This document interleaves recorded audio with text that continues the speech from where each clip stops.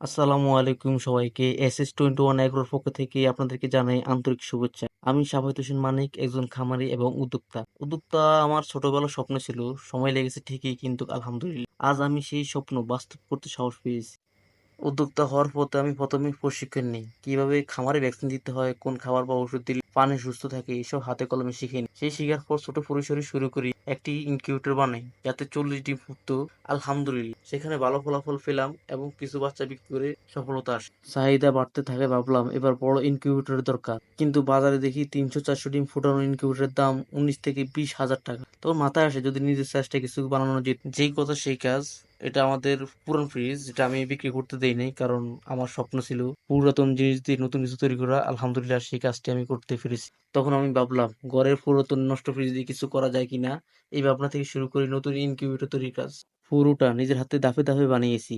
ফ্রিজের ভিতরে ইনসুলেশন বসানো, হিটার ফ্যান লাগানো, কন্ট্রোল সেট করা, সবকিছু একে একে শিখে নিয়েছি। এই ভিডিওতে সেই অভিজ্ঞতা আপনাদের সাথে শেয়ার করছি। এখনো ডিম ফুটানো শুরু করিনি, ইনশাল্লাহ সামনে করব। আজকে শুধু ইনকিউবেটর তৈরির প্রক্রিয়া দেখাচ্ছি। আমি চেষ্টা করছি মাত্র 5,000 টাকা এই প্রজেক্টটি কমপ্লিট করতে। যদি সব ঠিকঠাক চলে, ভবিষ্যতে এটা দিয়ে 300 থেকে 400 ডিম ফুটানো সম্ভব বলে আশা করি। প্রথমে ছোট পরিসরে একটা বানিয়েছিলাম, তবে ওটা 40 ডিমের ছিল। আলহামদুলিল্লাহ আমি এখন বড় পরিসরে বানানোর একটা উদ্যোগ নিছি। ঘরে পুরাতন ফ্রিজ ছিল, আম্মাকে জানাইলাম যে আম্মা আমার একটা পুরান ফ্রিজ লাগবো। আমা বলছে নিয়ে যা, কি করবি? আমি কি একটা পুরান ইনকিউবেটর তৈরি করবো। কয় কি বলিস, পারবি কিনা? আমি কি আলহামদুলিল্লাহ অবশ্যই পারবো, কেন পারবো না। আল্লাহর রহমতে যতটুকু অভিজ্ঞতা আছে ততটুকু নিয়ে নেমে পড়লাম। আল্লাহ ভরসা আমি অনেকটাই সফল। যখন এই ইনকিউবেটর বানাতে যাই তখন আমার মাথা অনেক টেনশন ছিল যে এটা পারবো কিনা। আল্লাহ তাআলা বলেছেন, বান্দা তুমি চেষ্টা করো, আমি অবশ্যই তোমাকে দিব।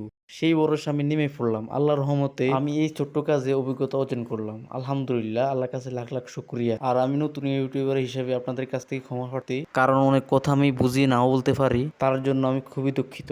যাই হোক, একটা মজার ঘটনা বলতে কি, আমি যখন মালামালগুলো নিয়ে আসি ইনকিউবেটরের জন্য, তখন ভাবলাম সঠিক জায়গায় কি সঠিকভাবে মালামালগুলো স্থাপন করতে পারবো কিনা।